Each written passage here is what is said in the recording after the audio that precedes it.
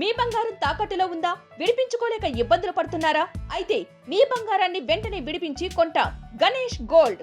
మీరు సంప్రదించాల్సిన ఫోన్ నంబర్లు 9160-266-916, 8712619507.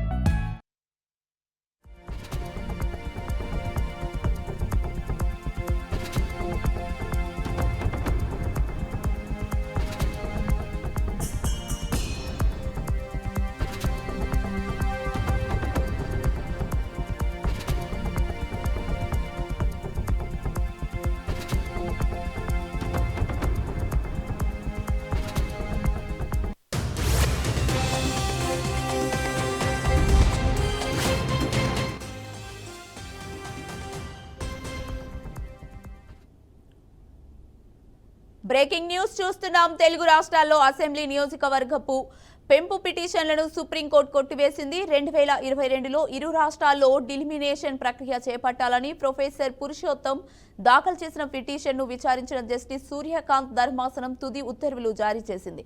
ఏపీ విభజన చట్టం సెక్షన్ 26 ప్రకారం నియోజకవర్గాలను పునర్విభజించాలని పిటిషనర్ కోరారు. సెక్షన్ 26కి పరిమితి ఉందన్న సూర్యకాంత్ ధర్మాసనం 2026లో జనాభా లెక్కల ఆధారంగా నియోజకవర్గాల పునర్విభజన ఉంటుందని తెలిపింది.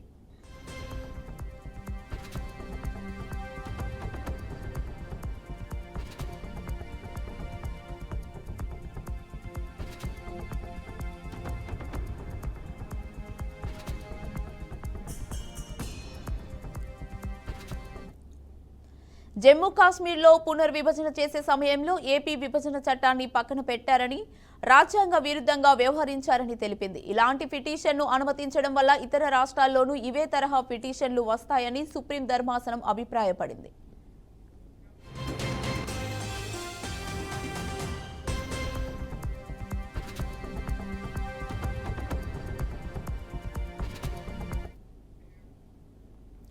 పసిఫిక్ మహాసముద్రంలో భారీ భూకంపం సంభవించింది. దక్షిణ పసిఫిక్ ప్రాంతంలోని సమోవా సమీపంలో భూ ప్రకంపనాలు చోటు చేసుకున్నాయి. ఈ భూకంప తీవ్రత సెక్టార్ స్కేల్ పై 6.6గా నమోదైందని యుఎస్ జియాలజికల్ సర్వే ప్రకటించింది. ఒక్కసారిగా భూ ప్రకంపనలు వచ్చిన వెంటనే భయంతో ప్రజలు ఇళ్ల నుంచి బయటకు పరుగులు తీశారు. సముద్రంలో ఇంత భారీ భూకంపం సంభవించడం వల్ల సునామీ వచ్చే అవకాశం ఉందని అధికారులు హెచ్చరికలు జారీ చేశారు. భూకంప కేంద్రం నమోనా రాజధాని ఆఫియా నగరానికి నైరుతి దిశగా 440 కిలోమీటర్ల దూరంలో 314 కిలోమీటర్ల లోతులో ఉండడంతో ఎలాంటి ప్రాణ ఆస్తి నష్టం లేదని, సునామీ హెచ్చరికలు కూడా జారీ చేయలేదని అధికారులు స్పష్టం చేశారు.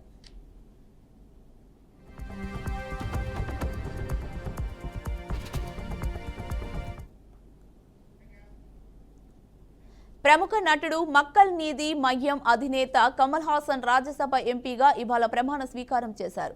తమిళం భాషలో తన ప్రమాణ స్వీకారం చేసిన కమల్ హాసన్తో పాటు తమిళనాడులోని మరో 5 సభ్యులు, డిఎంకే నుండి విల్సన్ సాల్మా, శివలింగం మరికొంతమంది కూడా అధ్యక్షుడి ముందు ప్రమాణం చేశారు.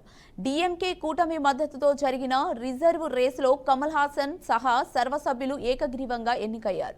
కమల్ హాసన్ 2018లో తన పార్టీ ఎంఎన్ఎం స్థాపించిన తర్వాత 2021 అసెంబ్లీ ఎన్నికల్లో డిఎంకే మద్దతు ప్రకటించగా, దీంతో ఆ ఎన్నికల్లో డిఎంకే ఆధిపత్యంతో ప్రభుత్వం ఏర్పడింది. డిఎంకేకు 234 అసెంబ్లీ స్థానాల్లో 134 మంది మద్దతు తిరిగి దక్కడం, 4 రిజర్వ్ కేసులకు ఈ పార్టీ అడగబడడంతో కమల్ హాసన్కు రిజర్వ్ స్థానం ఫలితంగా దక్కింది. ఈ నేపథ్యంలో కమల్ హాసన్ రాజ్యసభకు ఎన్నికయ్యారు.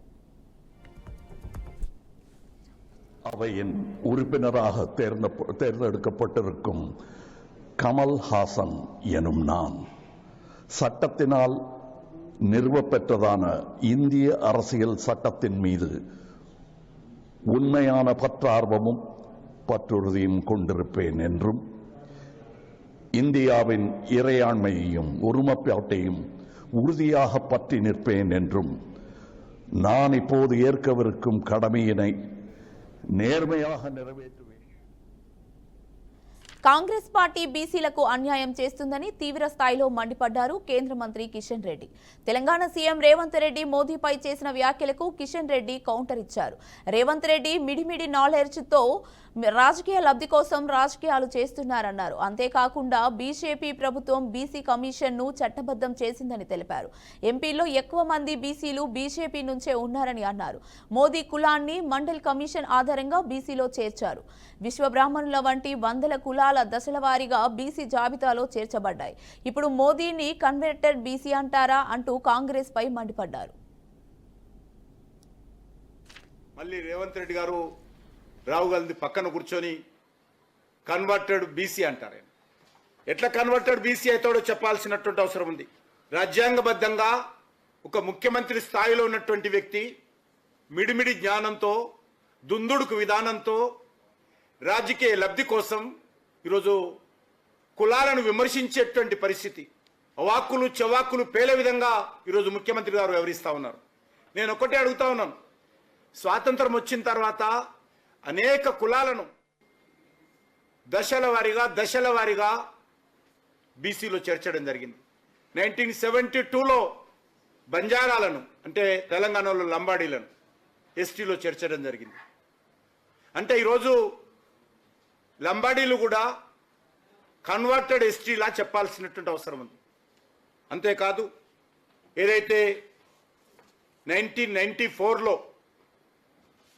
కాంగ్రెస్ పార్టీ గుజరాత్లో అధికారంలో ఉన్నప్పుడు మరి ఆ రోజు మోదీ గారికి సంబంధించినటువంటి కులాన్ని మండల్ కమిషన్ ఆధారంగా ఆ రోజు అప్పుడున్నటువంటి కాంగ్రెస్ పార్టీ ప్రభుత్వము బీసీ జాబితాలో చేర్చడం జరిగింది. కనీసం ఆ రోజు మోడీ గారు ఎమ్మెల్యే కూడా లేడు. ఆ తర్వాత కేంద్ర ప్రభుత్వం కాంగ్రెస్ పార్టీ ఆధ్వర్యంలోని కేంద్ర ప్రభుత్వమే జాతీయ స్థాయిలో కూడా కులాన్ని బీసీలో చేర్చడం జరిగింది. అదే సమయంలో మన తెలంగాణలో విశ్వ బ్రాహ్మణులతో సహా అనేక కులాలను బీసీ జాబితాలో చేర్చడం జరిగింది. అంటే ఈరోజు విశ్వ బ్రాహ్మణులు కూడా కన్వర్టెడ్ బీసీలు అంటారా రేవంత్ రెడ్డి గారు? ఆ సమయంలో లేక తర్వాత చేరినటువంటి అనేక కులాలను converted BC, converted SC Rahul Gandhi Revanth Reddy అంటాడని అడుగుతా ఉన్నాను. గత 10 సంవత్సరాలుగా అలవాటైంది.